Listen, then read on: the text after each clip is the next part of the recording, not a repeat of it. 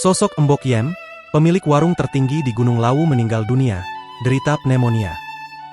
Mbok Yem 82 tahun pemilik warung tertinggi di Gunung Lawu meninggal dunia di rumahnya Dusun Dagung Desa Gonggang Kecamatan Poncol Magetan Jawa Timur pada Rabu, 23 April 2025. Sebelum menghembuskan nafas terakhir, pemilik nama asli Wakiem ini sempat menjalani rawat jalan di RSU Aisyah Ponorogo.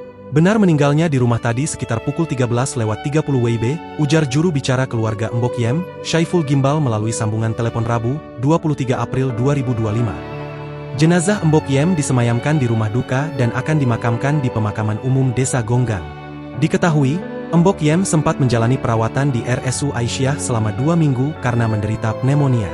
Nama Mbok Yem sudah sangat melegenda di puncak Gunung Lawu, tepatnya di Hargo Dumilah yang berada di ketinggian 3.150 meter di atas permukaan laut atau berjarak 115 meter dari puncak Lawu.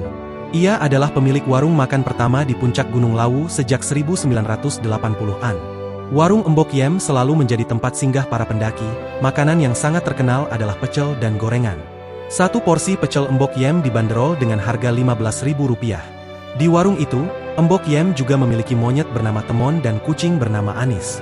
Mbok Yem sendiri turun gunung hanya beberapa kali dalam setahun, seperti saat lebaran atau saat ada acara keluarga.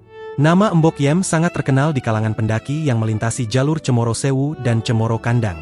Sebelum berjualan di puncak Lawu, Mbok Yem adalah penjual jamu yang gigih mencari bahan-bahan alami di lereng Lawu.